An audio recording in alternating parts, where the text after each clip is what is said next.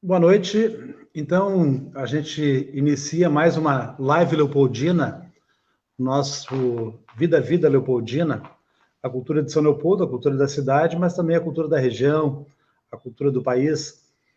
E hoje a gente vai ter uma conversa bacana com o Júlio Conte e sobre o Baile na Curva, 37 anos, né? Então, o Baile na Curva é uma peça de teatro que estreou em outubro de 83, num período antes das diretas já, né?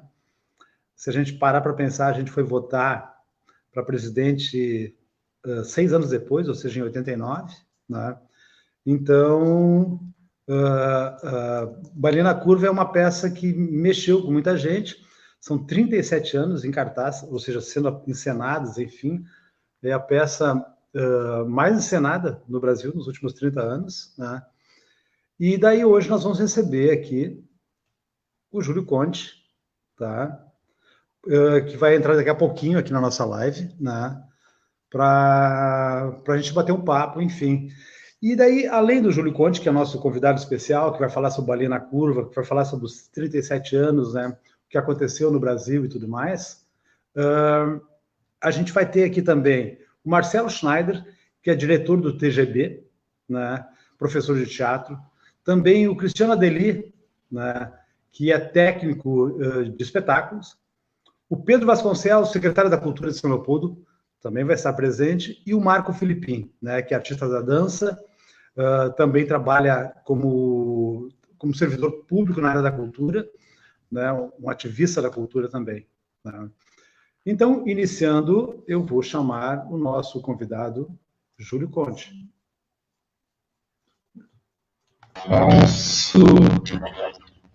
Júlio, boa noite. Está me ouvindo? Vamos testando. Tu tá com algum... Tu tá me ouvindo bem? Botei. Ok. Está me ouvindo? Eu não estou te ouvindo. Faz o seguinte. Tu sai do link e entra de novo ali, tá? Vamos fazer vamos fazer essa tentativa aí. Produção, será que ele não tem que desligar o som ali? O que significa isso?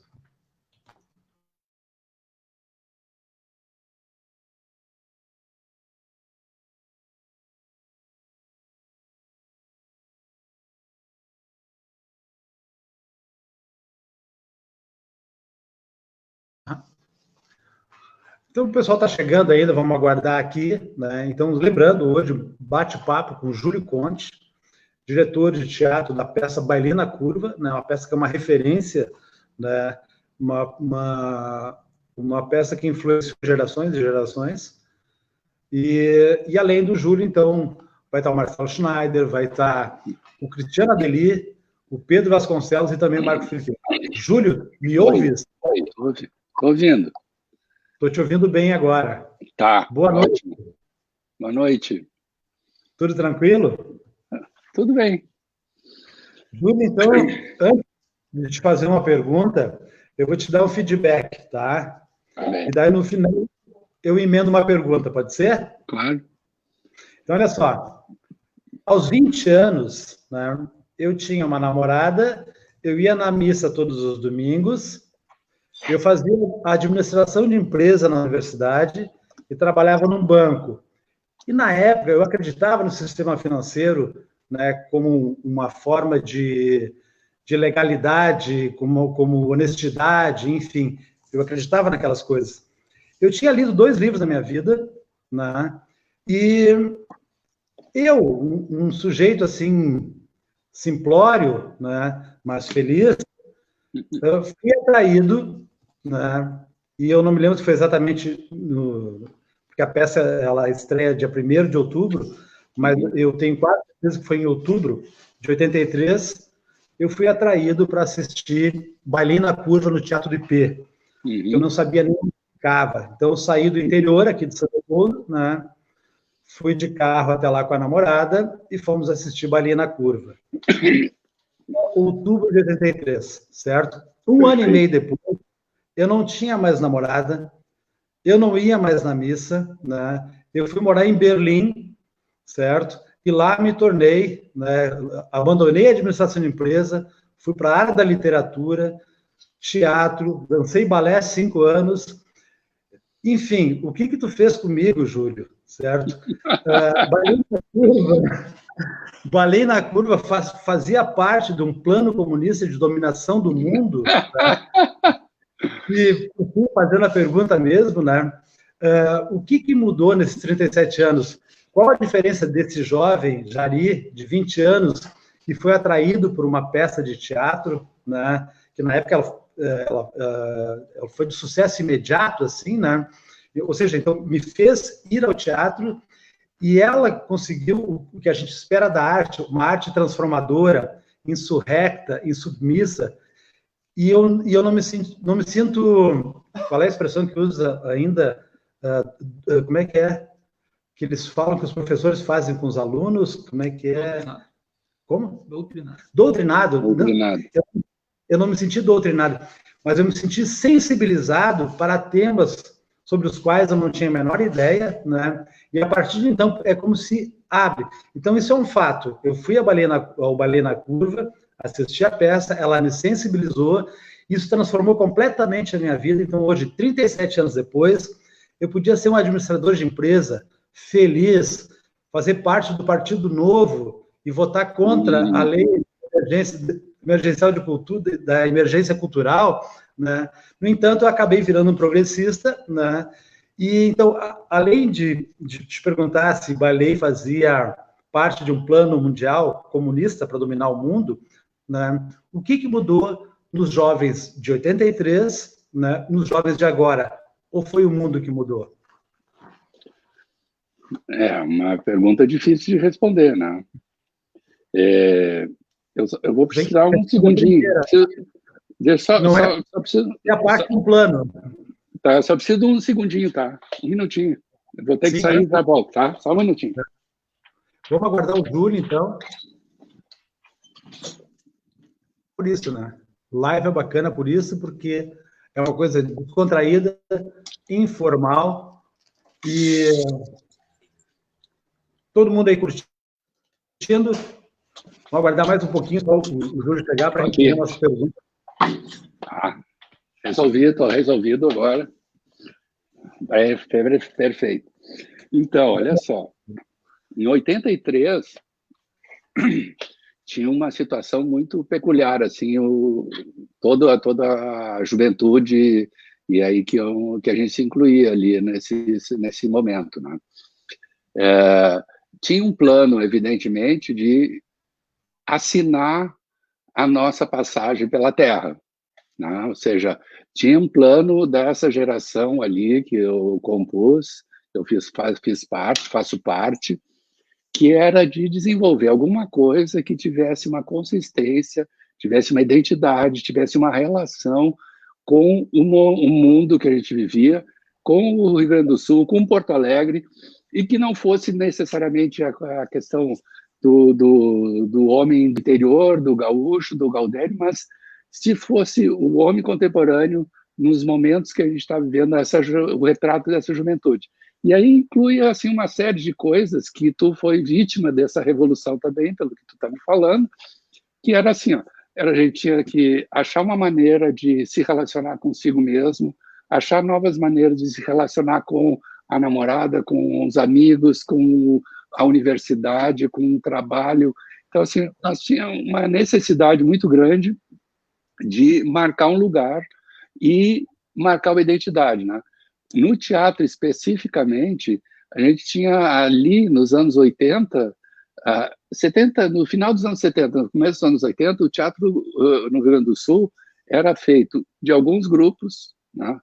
Jairo de Andrade, Teatro de Arena, Província, tinha algumas pessoas que vinham da escola de teatro, do DAD, Luiz Arthur Nunes, Maria Helena Lopes e Irene Brits, que faziam um trabalho importante, mas o resto do teatro era só uma reprodução do teatro que se fazia Rio e São Paulo, e é isso que a gente não queria fazer. A gente queria fazer um teatro que tivesse a cara de Porto Alegre, né? Então, assim, ó, esse fenômeno que aconteceu contigo foi assim, ó, as pessoas se enxergaram no teatro. E isso é o princípio do teatro. O teatro começa a existir quando tem uma peça, um ator, um texto e um público. E se estabelece o diálogo entre eles. Isso é o teatro. Só precisa ser duas pessoas em um lugar, né? Então, assim, o que aconteceu ali, naquela virada dos anos 80 ali, foi um negócio impressionante, porque justamente ganhou voz uma série de tendências, de aspirações, de sonhos, de fantasias, de desejos, que estavam todos, assim, latentes, embrionários, estavam em cima de alguns descontentamentos, em cima de um sofrimento silencioso que estava assim todo abafado pela ditadura militar, pela uma normalização que a ditadura tentava produzir na gente. Então, ali quando o Bailey estreia, na estreia de Bailey, o movimento do Brasil já estava começando a amanhecer, né? Já estava começando a amanhecer em 83, né? Como tu falaste antes na introdução, né? Em 85, oficialmente, que assim, se retornaria um sistema democrático, né? Mesmo, né?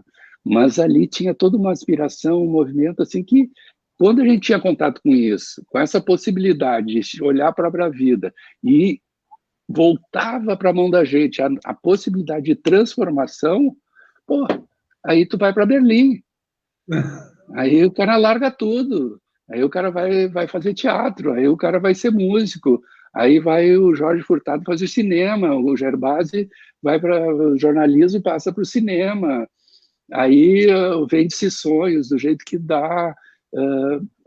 Aí vem todos os grupos que formaram, né? Faltou o João lá, o grupo do Werner, e começaram a fazer. E aí, junto com isso, as pessoas começam a faz cinema com Super 8. Imagina, Super 8 é um trabalhão, era dificílimo. Os caras conseguiram fazer. Por quê? Porque pegaram esse impulso assim, de liberdade, de botar a vida na mão da gente de novo, assim, né? Sim. E aí as decisões, elas acontecem. Sim. Eu senti essa transformação, assim, na pele, né? E eu te agradeço. Então, 37 anos depois, eu vim aqui te agradecer, né? Porque eu estou muito melhor do que eu estaria, tá? Júlio, então, agora a gente vai entrar com o Marcelo Schneider, que é um homem do teatro aqui de São Leopoldo, né? Diretor, professor de teatro, diretor do TGB, com uma resistência fantástica, né? Em todos os períodos, sempre pelo teatro, né? O Marcelo já está? Vamos colocar o Marcelo, seja bem-vindo. Boa noite, Júlio, boa noite, Jari. Estamos escutando direitinho? Vamos, muito bem. Essa questão de novas tecnologias, assim, às vezes nos pegam de surpresa. Boa noite a todos e todas que nos acompanham nessa live. Primeiro, agradecer ao Jari, a todo o pessoal da bancada aí que nos convidou para esse momento da live Leopoldina e dizer que é um prazer enorme poder falar contigo, Júlio, porque eu faço também das palavras do Jari as minhas, né? Claro que o Jari é um pouco mais velho do que eu, então, né, o teatro entra na minha vida no final dos anos 80, né, e eu vou descobrir o Bailey com ele já em andamento, né, e para mim é fantástico poder conversar contigo, porque eu transitei pelo Bailey muitas vezes, né, algumas vezes buscando ele sozinho, outras vezes conversando contigo pela internet, para que eu pudesse levar o Bailey para os meus estudantes, né. Eu trabalho com teatro desde o final dos anos 80, em 93, né, assim, mais ou menos 10 anos, um pouco, quase 10 anos depois que o Bailey estreia, a gente cria o Teatro Geração Bugiganga em São Leopoldo, e como o Jari falou, desde então, a gente traz como uma resistência, né, trabalhando com escolas, trabalhando com sindicatos, com movimento popular. E, obviamente, a temática do Bailey, ela permeia muitas vezes esse processo, né? Até nesse período aí conturbado ali de 2014 a 2016, 2017, nós montamos um outro espetáculo que chamou Cálice, que também versava muito sobre essa questão, né, das mesmas temáticas do Bailey.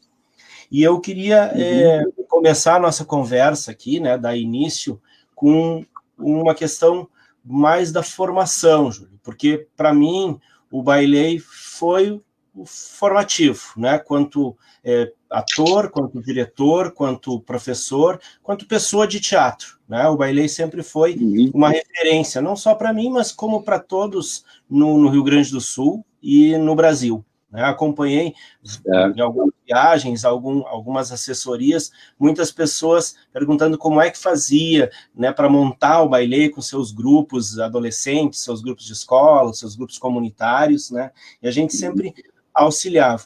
E eu várias vezes recortei um pouco o Bailey para trazer para os meus estudantes, e algumas vezes, conversando contigo, montei ele na íntegra com adolescentes e jovens adultos. O que eu queria te perguntar é o que tu pensa do Bailey como essa referência na formação, né, de novos talentos, de adolescentes que vão se transformar em atores e atrizes que vão dar continuidade ao trabalho de teatro. Como é que tu vê o Bailey como esse instrumento de transformação e educação para a formação desses jovens? E, na sequência, como é que é a formação dos atores e das atrizes hoje que compõem o Bailey, que não vivenciaram, né, ou estão um pouco mais distante da temática que é o argumento do espetáculo? Tem muitas coisas assim, né? Te parabenizo assim pelo teu trabalho, né? A gente acompanha à distância, assim, né? E acho que essa função transformadora do teatro, ela também entra dentro desse tipo de experiência, né?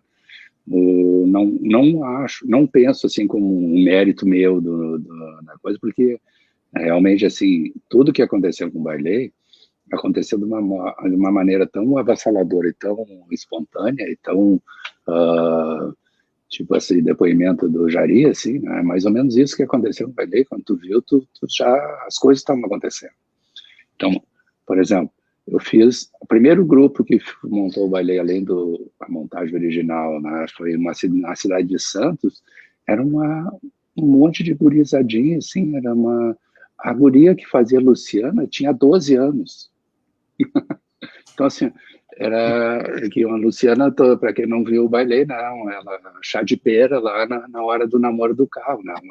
Uma criança fica incomodando os adolescentes que estão tentando, assim, descobrir a sua sexualidade.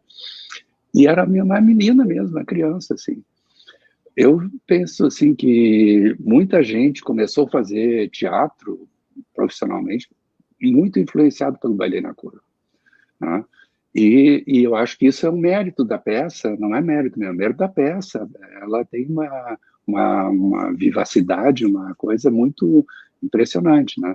Várias pessoas, o Julinho Andrade uma vez me comentou que ele começou, quando ele entrou no Bailey, aí nesses anos aí que tu começou a assistir, eu acho, não, depois, né? Começou em 94, né? Tu pegou a montagem de 95, né? Eu pego aquela montagem, o mesmo elenco. Aquela montagem comemorativa, né? Eu comprei até comemorativa ali. Isso, a montagem comemorativa, exato. Mas aí depois, nos anos 2000, a gente fez outra montagem que o Julinho Andrade participou e tal, e daí ele falou. E outras pessoas, uma vez nós estávamos na temporada, e aí Ingrid Guimarães chegou, Júlio, tu é do Bailey, tá? Ela contou que ela veio de Goiânia, chegou no Rio de Janeiro, primeira peça que ela foi assistir foi nós estávamos viajando no Mambembão em 94.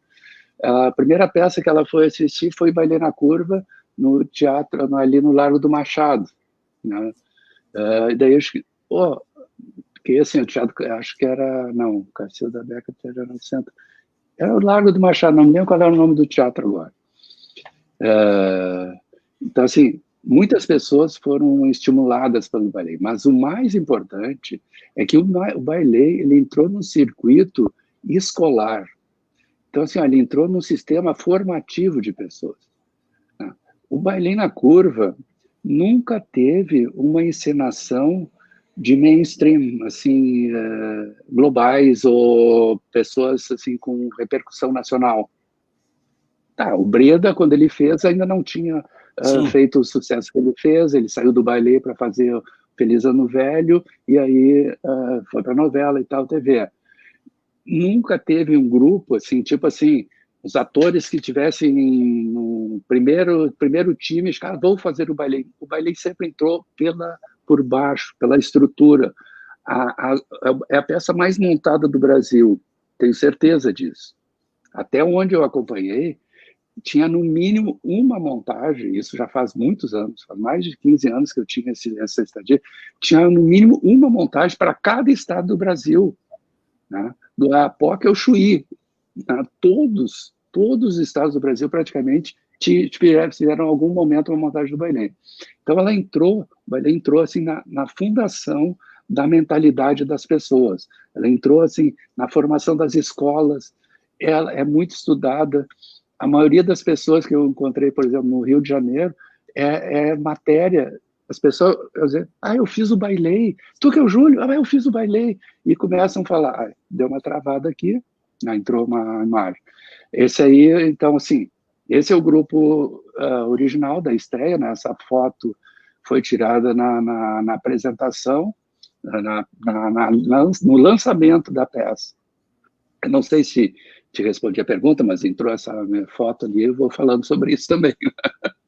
Mas eu acho que muito importante, né, Marcelo, é que o ballet ali, tu vê, a gente, naquela foto ali, a gente vê que a gente é todos crianças. Né? O mais velho naquela época ali era o Cláudio Cruz, né, que é o terceiro ali, tem o Hermes Mancilha, a Cláudio Cruz, né, que ele era um ano mais velho que eu. Ele tinha 28 anos, 29. A Márcia do Canto, eu, a Regina Goulart, Flávio de Carrocha e Lúcia Serpa. Então, assim, nós entramos, colocamos um pedaço da nossa vida ali dentro da peça, e ela entrou dentro desse circuito, assim, de escola, de formação, um negócio muito impressionante, assim. E ela é matéria em muitas escolas, né? Se for atravessar pelo Brasil, tu vai ver que boa parte das escolas e das formações fazem estudar ou trabalhar com ballet, né?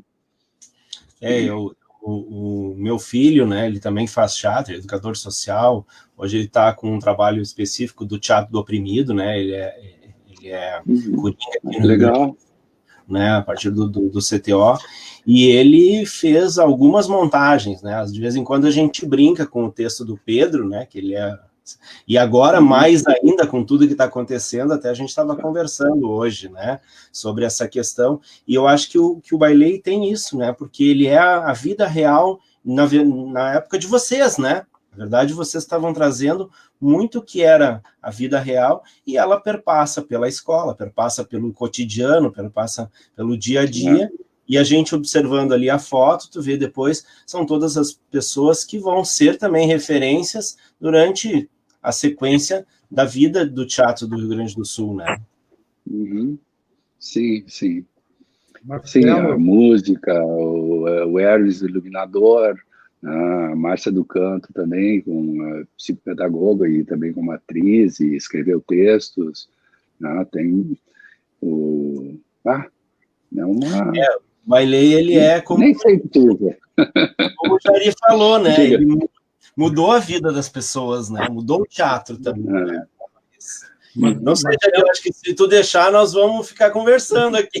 Por isso que já me colocaram a minha lata aqui, né? Porque é o seguinte, Marcelo, obrigado, meu queridão, nossos parceiros, trabalhamos juntos, enfim.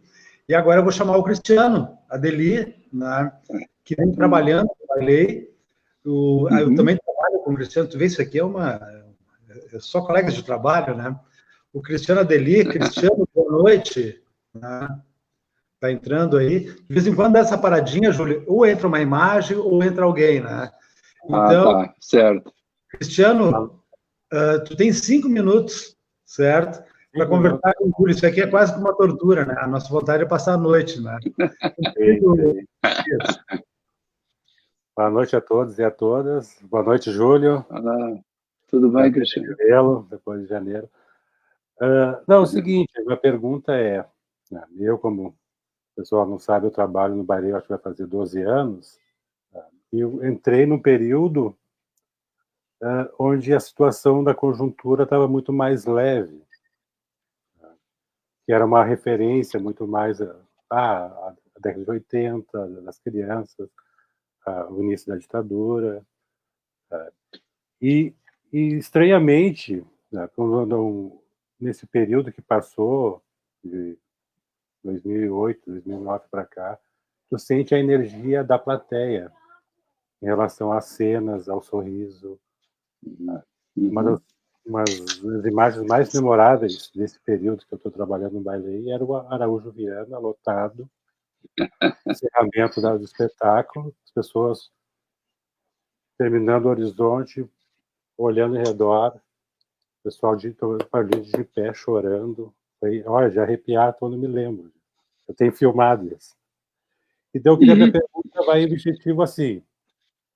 Eu sei que às vezes quando tu assiste todos os espetáculos, inclusive esta de janeiro tu encerrou o espetáculo, subiu no palco e falou que estranhamente nós estamos voltando a um período estranho, que era o tempo da censura, que houve uma censura ao Porta dos Fundos, a uma obra no Porta dos Fundos. Era aquela questão. E eu queria, então, objetivando a pergunta, você, nesse período, consegue saber, visualizar a reação da plateia conforme a conjuntura nacional, o que está ocorrendo? Eu consigo perceber, não sei porque eu sinto também, tento achar que o outro pode sentir, mas estranhamente, nos 3 anos para cá, o riso era um pouco mais de alívio, mais denso. Acho que até a questão da bolha, né? Que a gente às vezes vai para o teatro, a gente se acolhe com aquela bolha que tem. Mas, por exemplo, as emoções que em 2013 eu vi e senti nos 30 anos do Bailei, no Araújo Viana, eu não senti mais nesse período, desses últimos 3 anos para cá. Eu acho que meio que pesou a coisa, se tornou uma referência meio que atual. Né? Então, sim. Bom, Tiago, agradeço essa pergunta, né? Ele sabe que eu tenho o maior carinho por ti, porque, pô, sempre foi um cara super profissional, super amoroso e super dentro do espetáculo, né? Quer dizer, tu é o Bailei na curva também, né? Então, eu penso assim, ó, e a própria sutileza das tuas observações revelam isso. A peça, ela teve vários momentos, assim, só para contextualizar, assim, dentro da tua pergunta. A peça, ela estava no início, né, nos primeiros anos, era uma peça que estava, assim, falando diretamente com a ditadura, com a situação, com a conjuntura pessoal. A peça, ela era toda preto e branco, não tinha cor, era só focos e cadeiras pretas num palco preto. Essa era a primeira encenação do Bailei, era assim. Daí, quando a gente, na comemoração dos 10 anos, aí a gente colocou mais cor, imagem e tal, porque também começou a criar um distanciamento, né? A alegria, os ares democráticos deram uma leveza para a peça ficou mais engraçada. Eu diria até que em algum momento, nesses anos, nos 80, primeira parte dos 80, ela ficou engraçada demais até, ficou leve a peça, né? E aí as partes dramáticas, porque sempre foi uma magia do Bailei, esse equilíbrio entre o humor e o drama, né? Entre a comédia e o drama, entre o trágico e a delicadeza, assim, né? Tá sempre. Então, ela é um pouco. Porque a gente criou um distanciamento. Agora, que aconteceu? A peça se atualizou, né? E quando talvez assim eu tivesse que pensar em fazer uma continuação do Bailei, o Bailei na Curva 2, o que acontece foi o seguinte: o Bailei na Curva 1 se atualizou na conjuntura social, né? Na conjuntura estrutural do Brasil. O Bailei ficou atual, então ele ficou mais pesado. Ele ficou mais pesado. As cenas dramáticas ficaram muito mais pesadas, muito mais intensas. E que isso se refletiu na reação da plateia. Eu acho que a plateia ela tem ainda as suas catarses, ela tem seu momento de entrega, mas ela também dá um certo medinho, né? Dá um certo temor, assim, a perna treme, assim, porque a gente tá na iminência de situações muito delicadas, muito graves, que a gente está enfrentando por um desgoverno, né?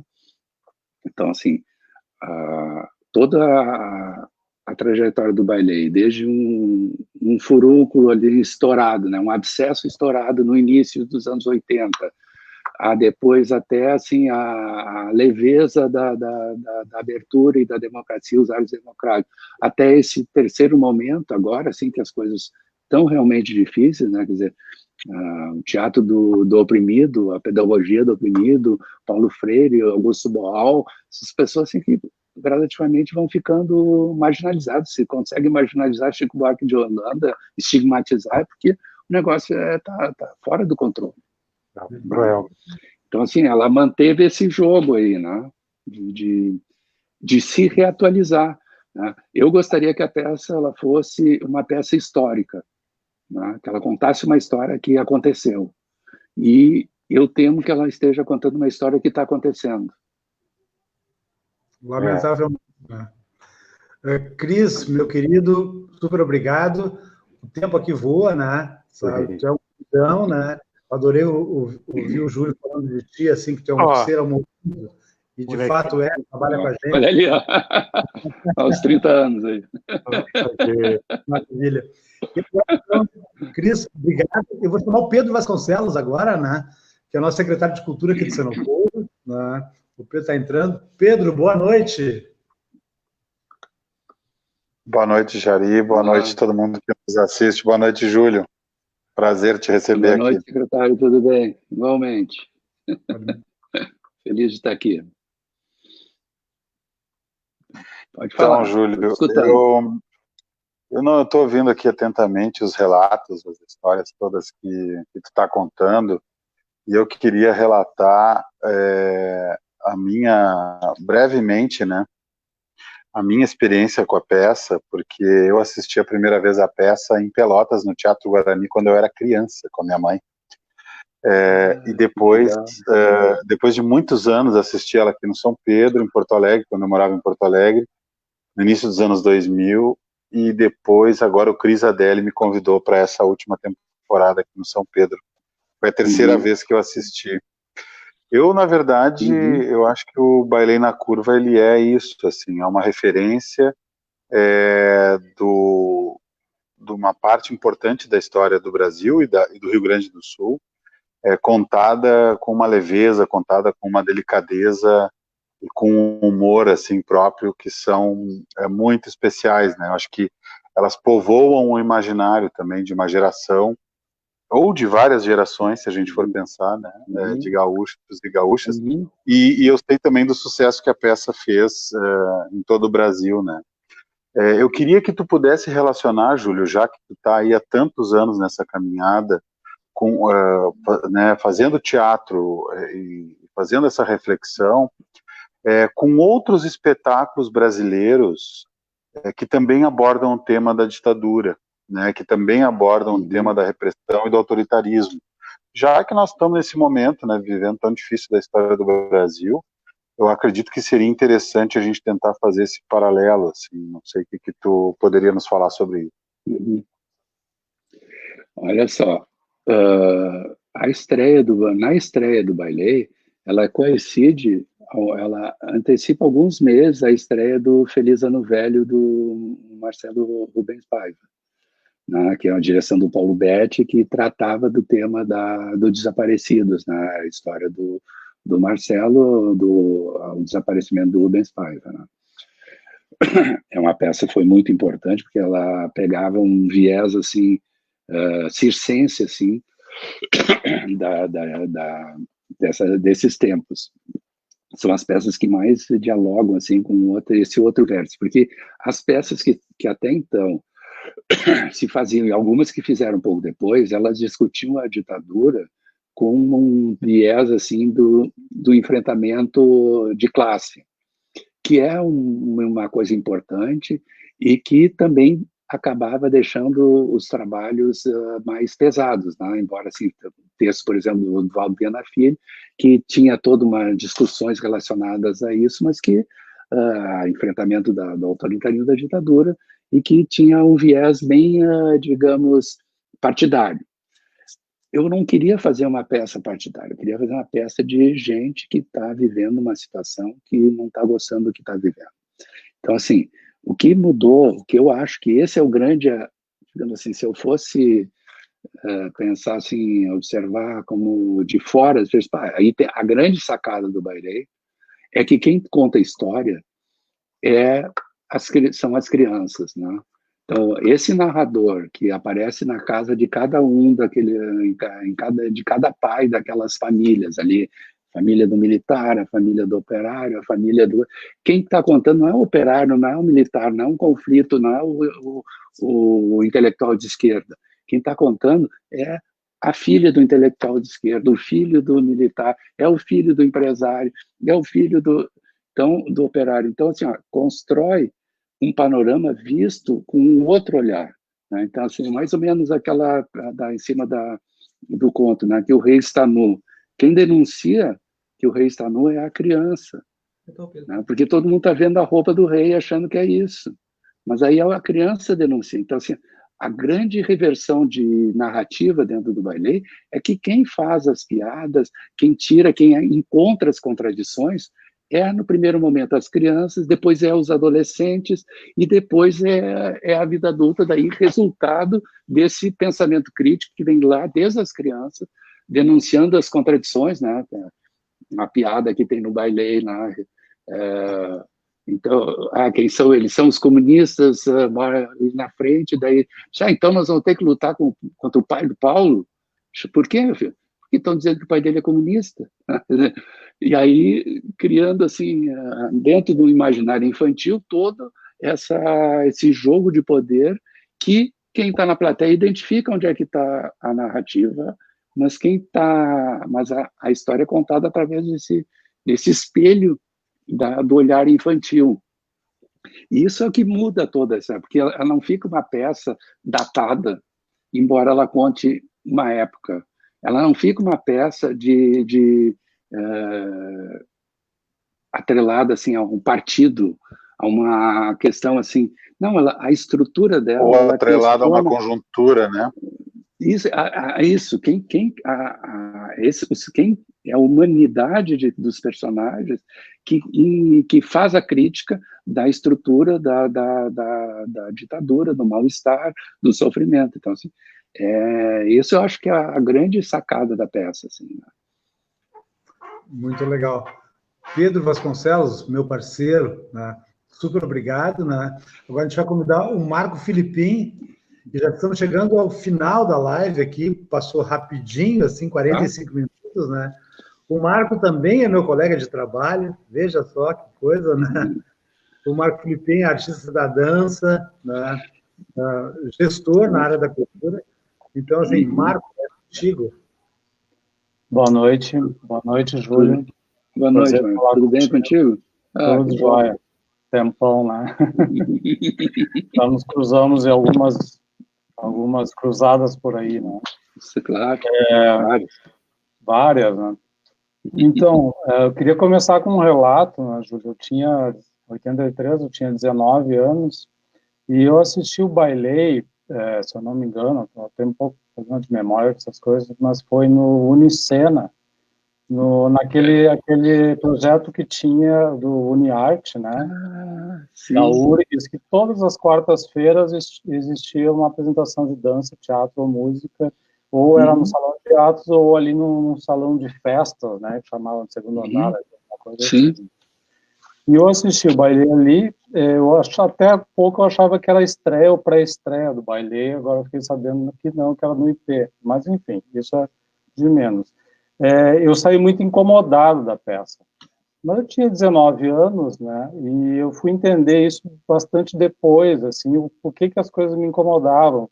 A arte, muitas coisas, eu fui entender muito depois que alguns espetáculos me incomodavam e esses me intrigavam muito mais. Depois eu assisti mais algumas vezes, já não me lembro quantas vezes eu assisti o baile, né, várias versões. Falou do Júlio Andrade, agora lembrei que eu assisti com ele.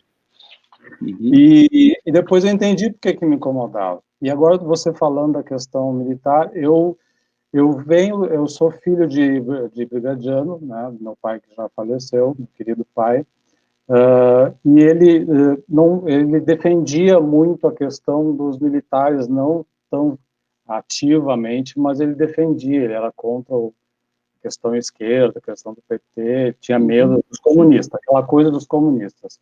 Sim. E eu estava começando a querer ser independente, a sair, me rebelar disso tudo, desse sistema todo. E começava a andar pelo Bonfim e me relacionar com as pessoas, querendo fazer teatro, tá. E aí, quando eu assisti a peça, ela me bateu de uma forma que, assim, tipo, como que, difícil de explicar, mas como tu é psiquiatra, talvez possa entender, que era como que se a minha família estivesse toda errada. Meu pai estivesse errado, e eu não queria isso, não queria que meu pai estivesse totalmente errado, porque eu sempre amei ele, nunca foi uma pessoa violenta, nada, mas ele tinha os princípios dele, achando que a ditadura militar sempre foi a melhor coisa para o Brasil, como muitos pensam até hoje. Né? Então é esse relato, assim, que a peça me incomodou, mas me incomodou no bom sentido, começou a me cutucar, né? Começou a me deixar, tipo assim, bom, algo tem ali e algo tem na minha vida, né? Não que eu precisa sair matando todo mundo, ou sair acabar com a questão, mas de que eu precisava trilhar meu caminho, né? E a peça, de alguma maneira, me ajudou nisso bastante, né? A pergunta que eu tenho para te fazer, a colocação, ela é um pouco, são duas questões. Se hoje, né, com tudo que tu já viveu, tua experiência e tal, se tu não tivesse montado, vamos criar um hipotético, tu montaria ela de novo e tu entende, e tu sente que ela ainda, como a pergunta do Adeli, ela ainda faz o seu papel, ela ainda atinge as pessoas, com essa coisa não ser datada, né, que acho umas coisas que eu gosto nela, que ela não é datada, e não tem aquela coisa de um partido ou outro, ela fala da juventude, fala do que as pessoas vivem. Né? Então, a pergunta seria nesse sentido, assim, uma questão hipotética, vivendo o que a gente está vivendo atualmente. Obrigado, Felipe. Valeu. Ó, o Matheus Jesus aí. Nós cantamos Amigo Punk. Olha só. Então, assim, duas coisas. Não sei quanto tempo eu tenho, mas eu vou tentar ser sintético. Essa revolução que tu viveu, foi a que todo mundo viveu no processo de produção dessa peça, porque o Flávio, o pai dele, era militar. A Cláudia Curso é filha do Cláudio Curso, que era um intelectual de esquerda, professor universitário. O Hermes vinha de uma família de proletários em Canoas. Né? O meu pai era empreendedor, era diretor do Banrisul. O diretor do Banrisul era político e empreendedor, e empresário. Então, assim, na real, todo o trabalho dessa peça foi fazer uma ruptura com nossos pais e poder criar a nossa própria identidade. Tá? Inclusive, na peça, nenhum ator, nenhum dos criadores da peça fazia um papel que se relacionava com seu pai ou sua mãe, né? Sempre era o pai do outro, né? Então, para poder dar esse distanciamento, para poder fazer essa transgressão de sair desse sistema, assim, então, tem um sistema familiar que impõe as pessoas naqueles lugares e obriga as pessoas a serem aquilo, tinha um sistema por fora disso, quer dizer, e uma superestrutura que era marcada assim pelo autoritarismo que vinha de fora de tudo, censura, etc. Então, assim, as camadas de quebração, as camadas de quebração das crostas foi feita de cima para baixo. Estou terminando aqui a bateria, só um pouquinho. Vou ficar sem bateria, então... Aí. Então ela ficava de cima para baixo. Então, esse foi uma quebra importante, né? Agora, a segunda parte, eu me perdi agora aqui da sua pergunta. Isso. Eu acho, assim, ó, isso é uma pergunta muito difícil, porque toda a minha vida, ela se dirigiu para que aquele evento, no 1º de outubro de 1983, acontecesse. Eu vim para Porto Alegre no dia 1º de março, eu me mudei para Porto Alegre, 1º de março de 1964. Meu irmão botou dentro daquelas coisas, os registros dele, era mais velho, adolescente, ele escreveu 1º de março de 1964 no fundo do guarda-roupa. Então aquela imagem ficou assim. 30 dias depois, dá o golpe militar, 1º de abril, 31 para o dia 1º de abril. E a gente mudou todo. Então, foi 2 revoluções. Uma, vim para Porto Alegre, uma cidade do interior, uma vila, né, Forqueta, morava em Forqueta, era um bairro de Caxias hoje, antes era uma vila, 17 quilômetros da cidade. Tinha 3 televisões lá na cidade, quando a gente saiu de lá, né, e então, assim, e vem para Porto Alegre, outro mundo, e de repente esse mundo já se desmonta todo. Então, toda a construção da minha personalidade, da minha estrutura mental e emocional, ela contribuiu para que eu chegasse nesse lugar do bailei. Eu acho que, se eu pudesse, eu faria de novo. Porque foi tão essencial todo esse trabalho, e foi tão transformador, que não tem como não fazer, entendeu?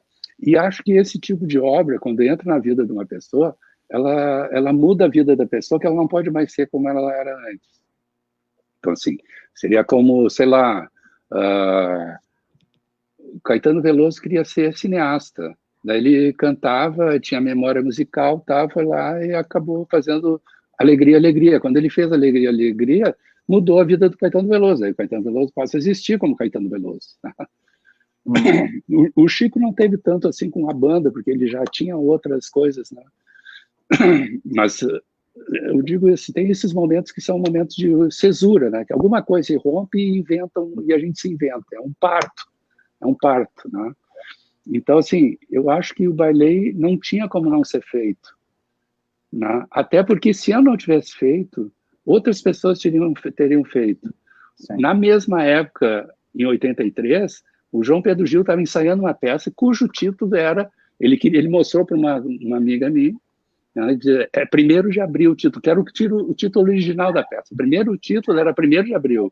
Depois o Hermes Mancilha batizou de Bailei na Curva. Numa brincadeira lá, Bailei na Curva, o Yui, bem feito, ele inventou assim, todo mundo gostou, esse nome é bom, e entrou. Mas senão a gente ele faria. E Verdes Anos, que a gente estava estreando a peça e filmando Verdes Anos é de 84. Portanto, ele foi filmado em 83.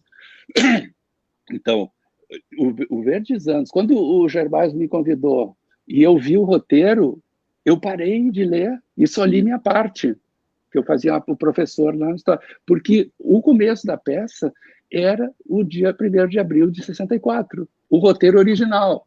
Depois, ainda bem, por problema de produção, eles mudaram a idade, porque eles teriam que ter... Porque no teatro o ator fazia lá, o Flávio Bica fazia ele de criança, adulta, até a vida adulta, sim, até o final, né? Mas no cinema tu não pode pegar o ator e fazer um papel de criança, senão ele vai fazer o Chaves, né? Um velho fazendo criança, não tem sentido. Então teria que ter um ator com a cara do Breda, tinha que ter um ator com a cara do Werner, tinha que ter um ator com a cara da Márcia do Canto, tinha que ter todo aquele... Então aquilo era uma produção simples, pobre, né? Invenção, cinema de invenção, cortaram aquilo ali, porque senão teria. Então, não fui eu que fiz, toda a cidade estava pensando nisso, o Brasil inteiro estava pensando nisso. Um dia eu estava no encontro de teatro e um cara de Recife tinha a peça exatamente igual, o Baleia na Curva. Ela era mais diferente, ela tinha uma coisa mais do folclore, tinha uma coisa mais teatro de cordel e tal, mas a mesma ideia. Então, assim, ó, isso aí é um pensamento que estava transitando em variantes mentais que elas, daí a pouco, tu pega ali. Tá? O cara pega uma ideia, o cara acha, que ideia genial. A ideia é genial, a ideia está aí. O único mérito que a gente tem é tu pegar, pô, isso aqui, eu vou ver o que eu faço com isso aqui. Pronto. Pegou o cavalo em cima. O resto é um pouco uma forma de serendipity, né? De encontrar uma coisa que a gente não está procurando, né? Mas que está todo mundo atrás dela ali, né? Maravilha. Obrigado. Júlio, obrigado. A gente já ultrapassou o tempo regulamentar, né? E, Júlio, quero te agradecer muito. Marco, super obrigado, meu parceiro, meu colega de trabalho, né, meu amigo.